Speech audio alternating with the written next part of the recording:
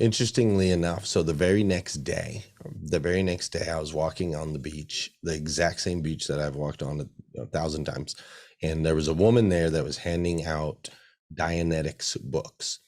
Now, this woman that was handing out Dianetics books had been there.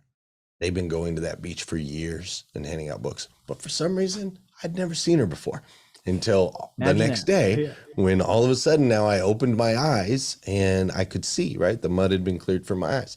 And so she handed me this Dianetics books. Now, Dianetics is written by L. Ron Hubbard, who is the founder of Scientology. And ultimately, it's the study of the conscious and the subconscious mind. She then said, come with me. And she took me to the Orange County Church of Scientology. The Orange County Church of Scientology, I watched this video and so on and so forth about subconscious mind, so on and so forth. I took an IQ test. They realized my IQ was pretty high. They actually offered me a job on the spot. Wow. Right there at the Orange County Church of Scientology. And then there was a woman who was a member of the church, and she offered me a place to stay with a bunch of other people that they had pulled off the streets to give up. So it was like 12 of us sleeping on the floor in sleeping bags in this woman's house. And most of us ended up working at the org. So that was like step one. Was I started reading this book and learning about the subconscious mind. I took some classes there at the church on communication, on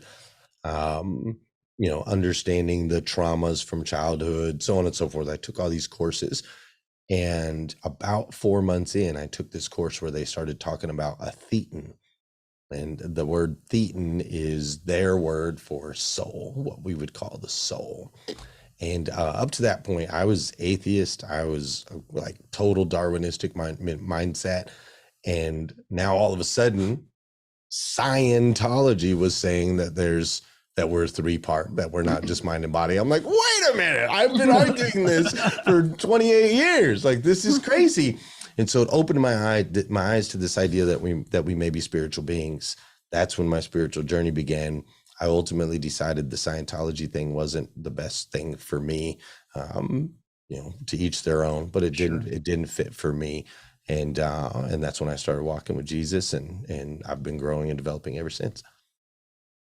It's amazing. Yeah, we're sometimes. So step one, open a book.